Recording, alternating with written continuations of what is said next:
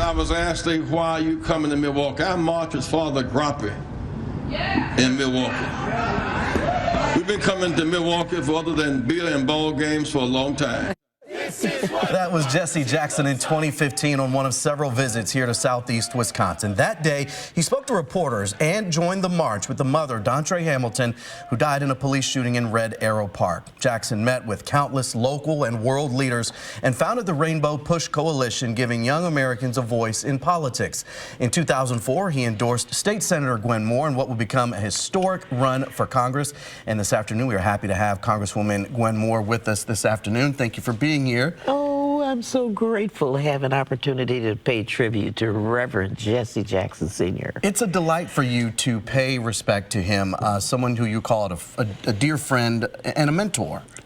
Definitely a mentor. I mean, he really led us to the water, gave us a path for organizing. We were not as close to Reverend Martin Luther King Jr. as we were to Reverend Jackson. You know, as the lead-in indicated, he only lived 90 miles from Milwaukee. So he was here very often on any topic, mostly voting. You know, I can remember Reverend Jackson saying, I never thought that my main job would be begging black people to vote. But he always showed up.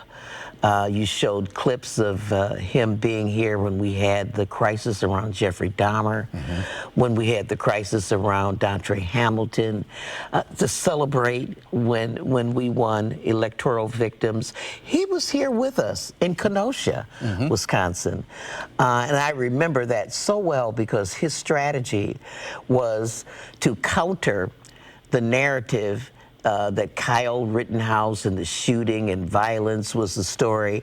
And he encouraged us to create a festival where we fed children, gave people COVID tests and information about COVID, had food, and where we had people out in the midst of this tragedy. Reverend Jackson used to come to Milwaukee and spend the night and called me at 5 a.m. and said, Gwen, I think we need to get on the radio by 6. I used to say, oh, God, when does this man ever sleep? Right? and he had that personal access because you two were so close. I want to pull up a photo here from 2004 during your run for Congress. That's him and you, him holding up your hand as he endorsed you in your now historic run for Congress, the first black woman to be elected to Congress from Wisconsin. What do you remember about that time with Jesse Jackson in 2004 and the years since as a personal confidant? You know, he was an ever-present person. I have never not called on Reverend Jackson when something was going on that he did not respond. And indeed, his family has followed through being the same kind of person. Jonathan Jackson, who is now a member of Congress, and I believe the first or second district of Illinois, was just here on MLK Day, speaking to Milwaukeeans, and really referenced the fact that his father came to Milwaukee often, and he felt like this was a part of being at home as well. Reverend Jackson really taught us that every single generation has to spend every single moment that they can being brave enough, having the courage to speak out and to do something. That even when times seemed to be going well, there was always the need to connect and level set the playing field with our activity. I've been in Racine with him, in Kenosha, in Milwaukee, Waukesha. Reverend Jackson was an ever-present person. What would you say was the most important piece of advice he shared with you, professionally and personally? Well, I'll tell you, Reverend Jackson's public utterances were very profound. I always say, keep hope alive.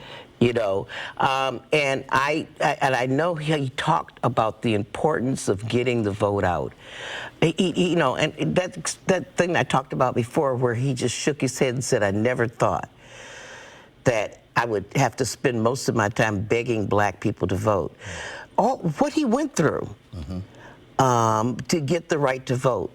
The abuse that he felt standing alongside of people like John Lewis and Medgar Evers and Martin Luther King Jr., people who has lost their lives for the right to vote, you know, and the idea that people who had the opportunity to vote wouldn't do it was perplexing to him. And real quickly, if there was one word you could use to describe Jesse Jackson's legacy, what word would that be? Warrior. Warrior. He was a foot soldier, a tenacious to the end. I mean, he was in that wheelchair, still being an activist. He was.